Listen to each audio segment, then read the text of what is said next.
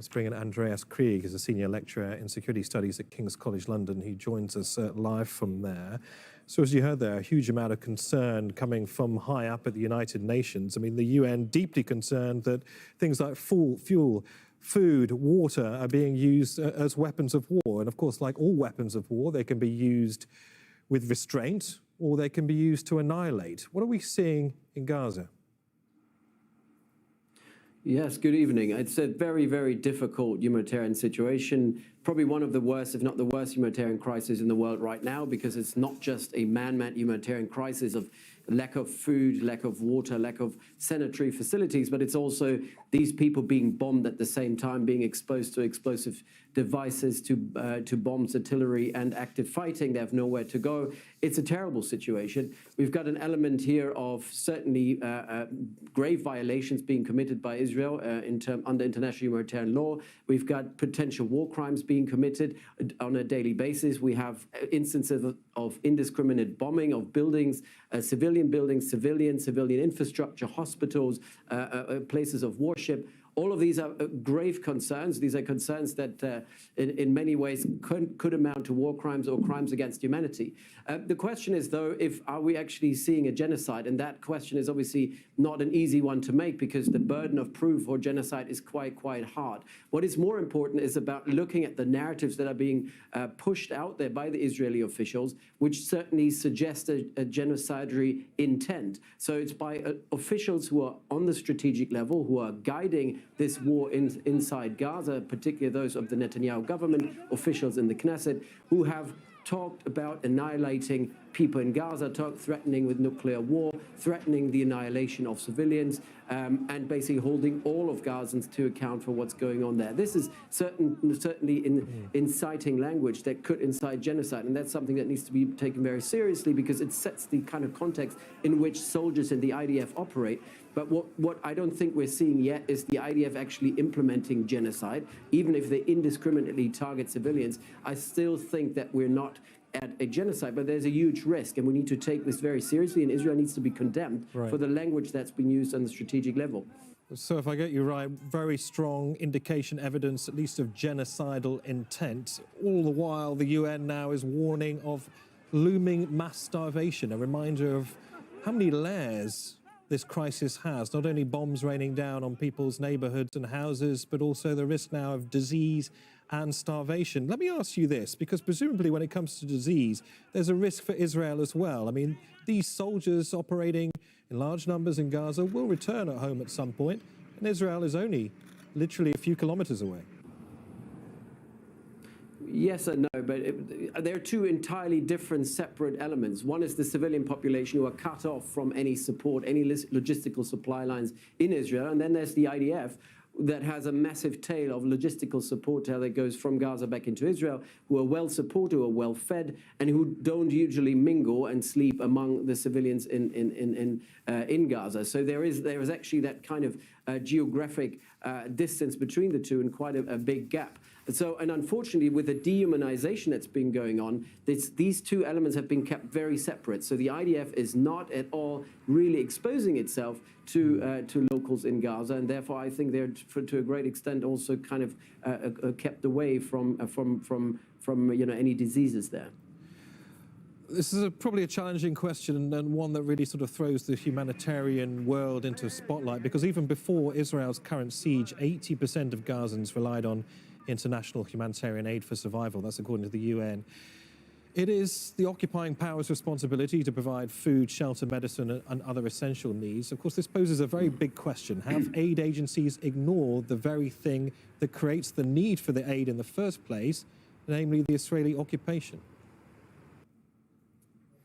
Absolutely. I mean, the strategic context for what is going on in Gaza must not be forgotten. So this war didn't start on the 7th of October, even though the IDF is pushing that narrative. The humanitarian crisis has been more than 17 years in the making. I'm not saying it has been ignored, but people have kind of, particularly the international community, have kind of accepted that the situation is the way it is. It seems to have been sustainable. People have come up with that idea that Palestinians are fairly resilient.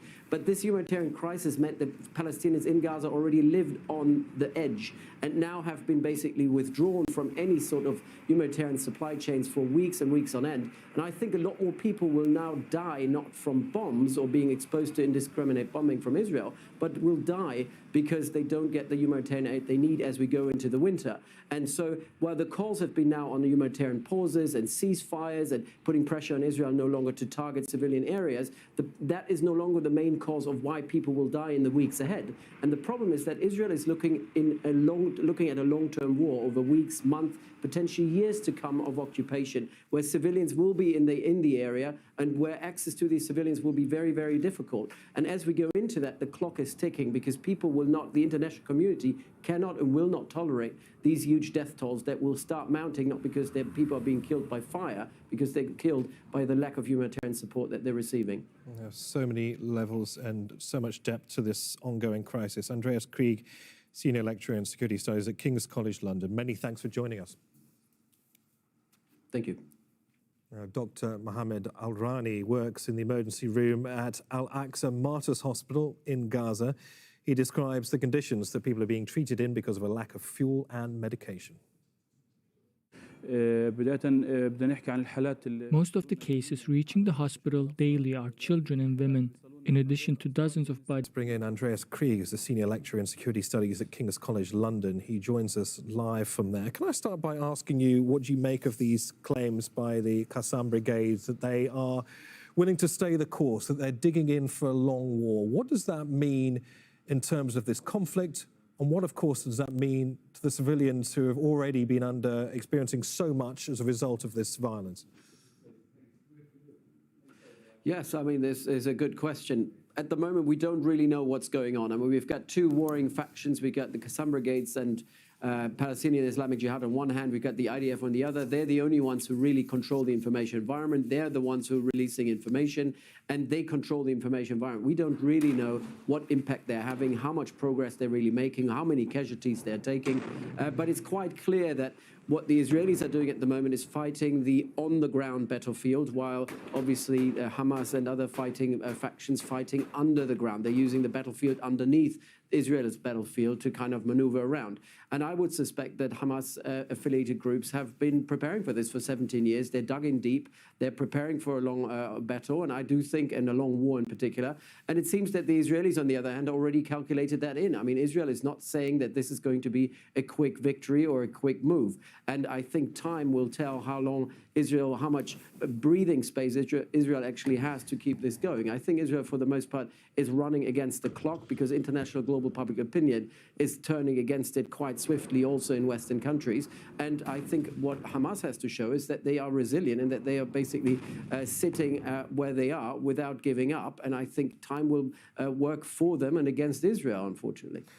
Yeah, an interesting point because, of course, Israel wants to show that it is also willing to stay the course. I wonder, in international law, though, what does it mean for Israel to be using fuel, water, sanitation as weapons of war, given, as you suggest, you know, Israel's ally, the United States, and indeed others, are clock watching when it comes to Israel's window of opportunity to continue with this operation?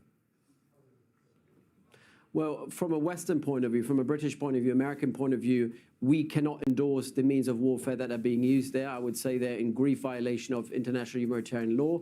The narratives that have kind of pushed the IDF into this war have been problematic. You know, as I said before, I mean, they're potentially genocidal in their intent, but it's also the means and ways they're being used. This kind of scorched earth approach, this strategy is not something that other Western liberal democracies would have used. I think what Israel is doing in the Gaza Strip as well, with no or very little concern for human life, civilian life in particular, is very close to what we've seen Russia doing in Ukraine or what we've seen the Assad regime do in Syria. And that is certainly not in keeping and how we would expect a liberal democracy to actually behave or how we would expect an ally to behave. And that is kind of the problem here. And this, I think, will cause more and more pressure from the United States and from Western allies on Israel to kind of conform to international humanitarian law. Right. Andreas, as we heard in one of our earlier reports, Israel has been saying it will allow a trickle of aid in, not to ease the humanitarian situation for Gazans, but to halt disease, to allow its own soldiers to keep fighting. Firstly, how valid is that claim, given we know the US has been putting a huge amount of pressure on them to allow more aid in? Well, it's a drop in the bucket if you really look at the extent of what's being allowed in and what used to come into this enclave that has been already blockaded for such a long period of time.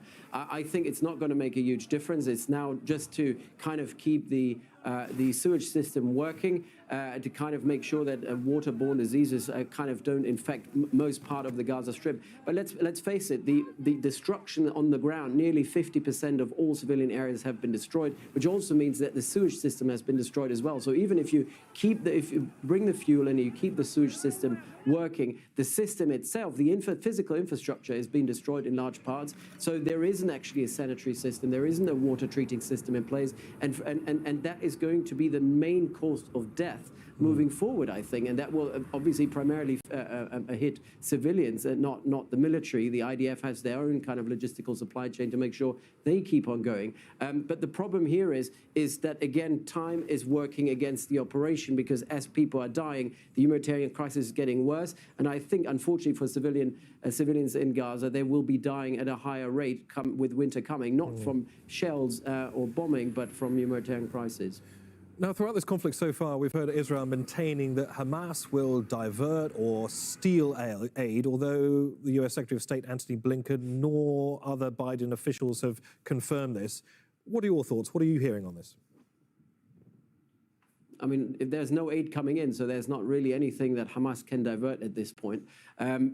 Over the last couple of years, certainly the accusations have always been there. I mean, if money comes into the Gaza Strip, even if it's supervised by the United States and by the Israelis, because the Israelis have been handling the handover of humanitarian aid and money as well, that money obviously frees up part of the budget for Hamas that can be used for all kinds of activities. And certainly, I mean, if you look at the arsenal of weapons, if you look at the infrastructure Hamas has built, certainly a large part has been diverted away into building, defenses underground, building tunnels, building weaponry. But obviously that's not happening right now, because there's literally nothing coming in. I don't see that the fuel that's coming in there's no evidence for that the little teeny tiny drops of fuel that are coming into the Gaza Strip are being used by Hamas or fighting forces and diverted away for their war effort. I see no evidence for that.